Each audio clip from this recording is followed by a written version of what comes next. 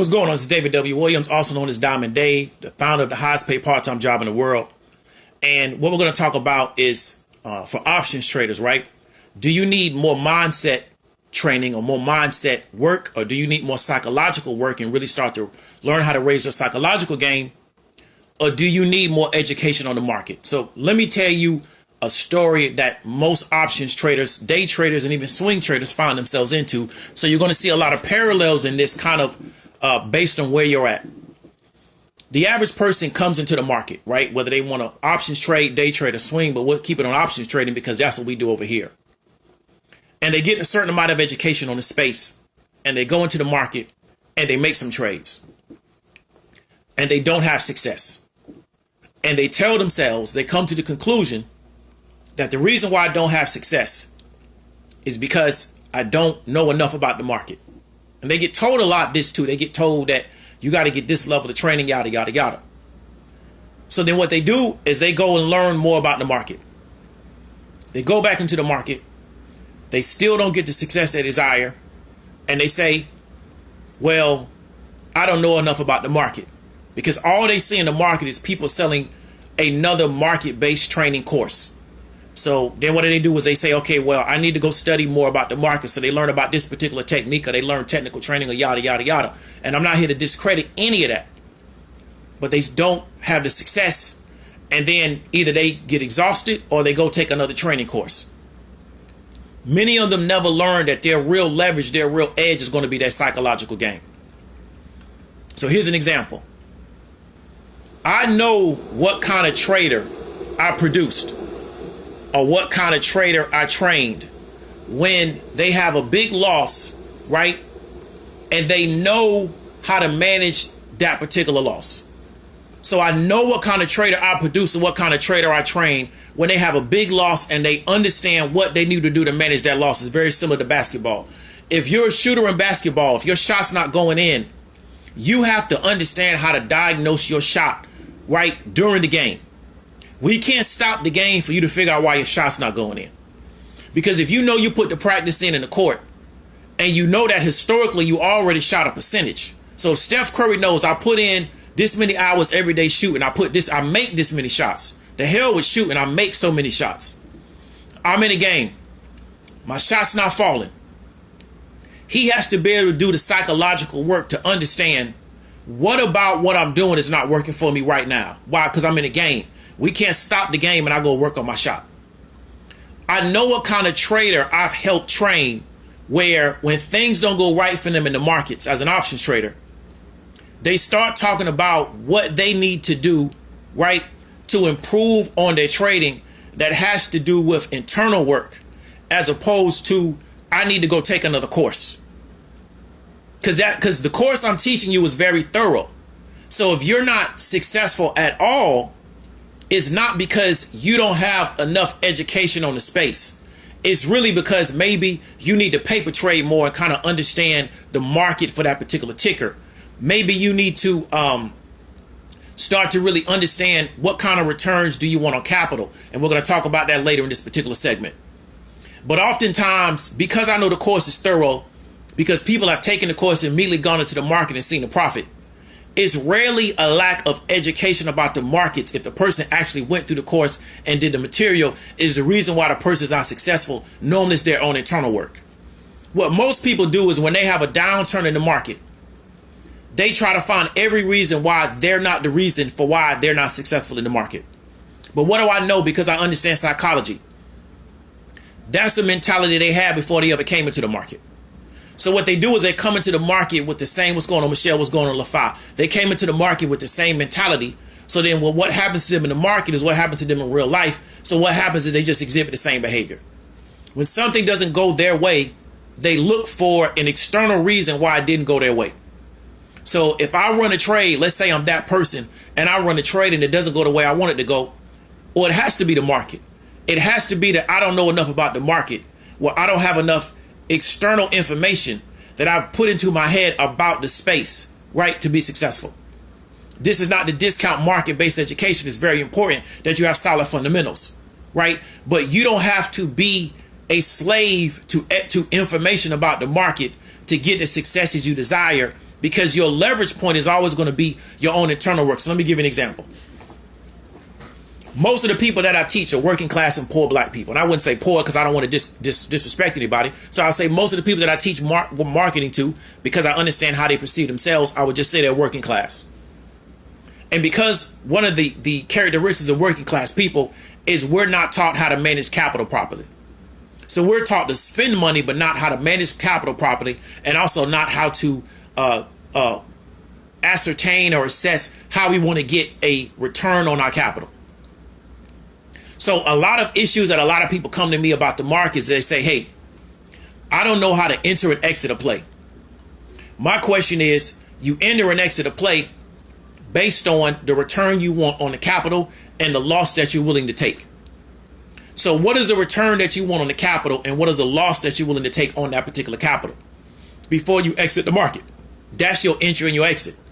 Because this is what you can do. You can take $1,000. Let's say hypothetically you take $1,000 and you go buy options that are way out of the money. Let's say you buy call options, $25, $30 out of the money. So you're paying $5 and $10 to get into those particular calls. What you'll find out is that because the stock never hits a certain momentum, those particular calls never become profitable. As you start to approach your expiration date, theta decay starts to set in, it starts to degrade the contract, and you end up selling at a loss. Well, once you do that enough times, you'll learn not to do that. Or you'll never learn not to do that, and you'll just keep doing it until you go broke. Right? So it's not about you not understanding enough about the market, is that you don't really understand, right, how to manage capital properly, right? Which has nothing to do with stock market education. And you came into the markets not understanding how to manage capital properly. And so now you getting a stock market or an options-based education is not a solution to that problem. That's a totally separate problem that you have that you brought into the markets. So let me give you another example. I now have made a really concerted effort to be very disciplined on taking profit and exiting. This is a mindset issue. It has nothing to do with my understanding of the market. So I did a play on Tesla earlier this week. I woke up. The amount of profit that I wanted on the play was there when the market opened. So what did I do? I sold. Later that day, really an hour later, the market maker started resetting the premiums on the contracts. So when I had a call with somebody around, I want to say 11 o'clock that morning, what I realized when they started expressing to me or communicating to me the premiums on these particular Tesla calls, even way out of the money. We're talking about $1,800, almost $2,000. The premiums were in the thousands, right? Well, I may have got, I think I bought the contract for around 196. I may have got a 200% return on the contract. Well, 2 hours later, 2.5 hours later after I sold, right, the returns were 700%, 800%, 900%, maybe even 1,000%. But I had already made my mind up. What's going on, Sharik? Had already made my mind up that I was going to sell once I hit a percentage. So the thing is that once you make your mind up that you're going to sell once you hit a percentage, right? That's where you exit. The mindset issue is that for most people, what they'll do is they'll sit around and watch the contract. So what could have happened is I could have woke up that morning, been positive, right? I'm positive on the contract. And instead of me selling at that particular time, what I do is I just sit around and watch it. And then because I sit around and watch it, what happens is because it's so much of momentum, it's a momentum play, the same way it's going up in momentum, it could go down in momentum. You don't have any control over that. So you can lose your position that fast. So yeah, you probably still could catch it. If it's really, really up, you probably still could catch it and come out with profit. But see, this is the issue. You get into the habit of doing that and you're going to get yourself caught. That's a mindset issue. It's not an understanding of the market. The issue is that you don't know how to exit situations in life. So in life, you're supposed to already know I'm going into a situation. This is the kind of return I want to get on this situation. And this is where I exit, whether it goes good or bad. Most people don't know how to exit situations, whether they go good or bad. They just hang around, right? Just to see what happens. But my thing is, why did you go into the situation and what were you trying to get out of it? And once you get what you want to get out of it, you're supposed to exit. And if you have a certain amount of time in which you don't get what you want to get out of it, you're supposed to exit anyway. So let me give you another situation. So I'm telling you, I'm trying to be very disciplined and taking profit when I want to leave. 3 days later, I buy a contract on NIO and NEO. Now, I was supposed to buy that contract last week for a $9 call. But when I woke up that morning last Friday, they fell in the market. And I already had that Tesla play in place. I say, you know what? Let me not get distracted trying to find me a contract on NIO while I got this Tesla play in play. Because like I said, I understand Tesla is a momentum play and I can end up on the wrong side of the momentum very fast. So I exited out of Tesla and said, I'm not going to worry about it. But I was still observing NIO. So I keep watching NIO keep going up. So I said, you know what? I'm going to buy NIO. I think I bought NIO on Monday morning. And I was wanting to get out of that at a certain percentage that same morning. But NIO don't have the same kind of momentum that Tesla has. But I had a contract, I believe, that expired the 17th. So I'm watching it. It goes down. Tuesday, it goes up a little bit. I'm getting close to my marker that I decided I was going to exit at. When I woke up this morning, I hit the marker. Immediately when the market opened, I want to say I was out within the first 15 to 20 minutes of the market because I hit my marker. I hit the percentage of profit that I wanted. What did I see happen the rest of the day? NIO started going down. So if I would have sat back and watched it, trying to figure out how I was going to get more out of it, I could have lost my gain. And it wasn't the same kind of gain that you got on Tesla because it don't have the same kind of momentum in it. So when you're talking about a company that don't have a lot of momentum behind it, you can lose $20, $30, $40 of return in 5 or 10 minutes, right? Because you don't get that explosion in premium like you get with something like Tesla. Tesla's a very abnormal situation. So what you normally see with a stock is that if you don't set your entry and your exit based on the return that you want on your capital, and you just wait to see how the market's going to respond, you can end up losing money that you gained if you would have exited the first thing in the morning. Most of the time, I exit plays first thing in the morning. That's what I normally do. Because what I don't want to do is sit around and wait to see what's going to happen. Because if it turns against you, not only do you have the problem that the contract went against you, you also have the expiration date. So if I was dealing with a weekly and on Wednesday, it went against me, and I bring this thing in a Thursday, theta decay is going to eat up my contract. So now I got to exit, right? I got to hope that it's green in the morning, but then I also got to worry about theta decay. If it's red in the morning, plus I got to worry about theta decay, now I'm negative on the contract. But you know what? I was positive when I woke up Monday morning. All I had to do was sell. So this is what I'm telling you is that a lot of these issues that people have entering and exit got nothing to do with their technical understanding of the market. It has to do with the challenges that they had before they ever came into the market. They bring them same challenges into the market. So the same way in real life, they don't know how to get in and out of situations. They do the same thing with a contract. I bought a contract. I haven't determined before I bought it where I'm going to get out at. I get the contract. I just sit around and wait for something to happen. Well, then I don't get out when I'm supposed to get out. So I lose all the money on the contract. Then I make myself believe that it can't be me. It got to be something in the market or the market went against me. So then what I got to do now is go study and learn more about the market to try to understand how to not have that happen. But the issue is you had that challenge before you ever got involved in the markets. So I try to get people to understand your biggest leverage point as a options trader is always going to be your own psychology. It's never going to be the fact that you know something about the market that somebody else doesn't know.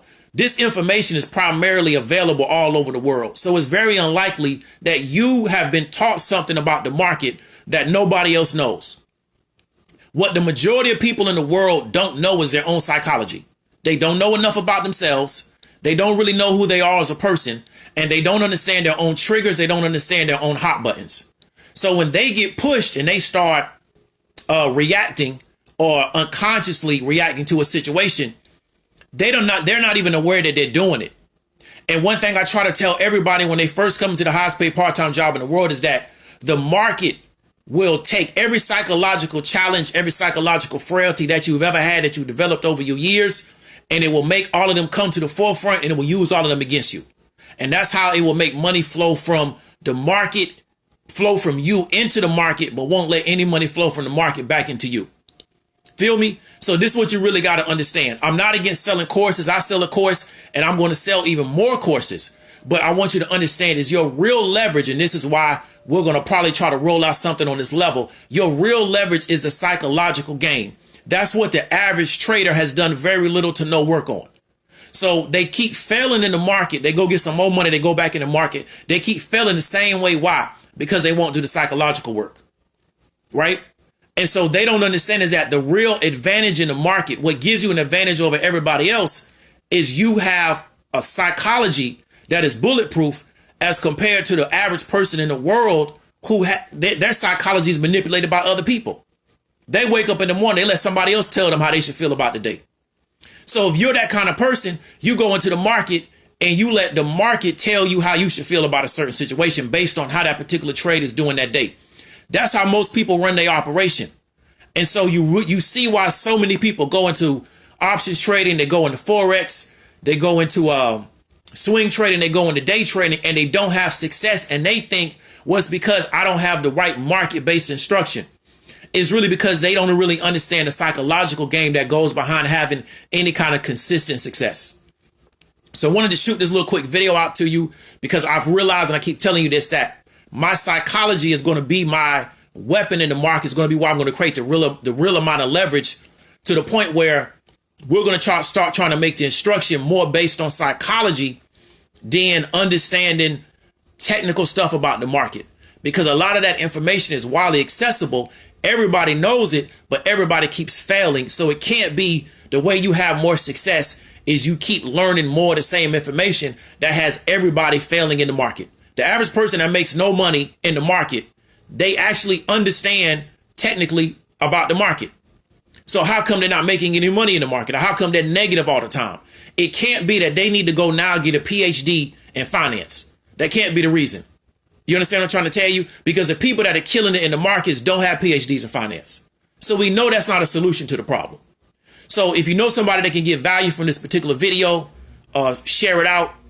What I was about to say, hit me up in the comments. This is David W. Williams, also known as Diamond Dave. I'll talk to you later.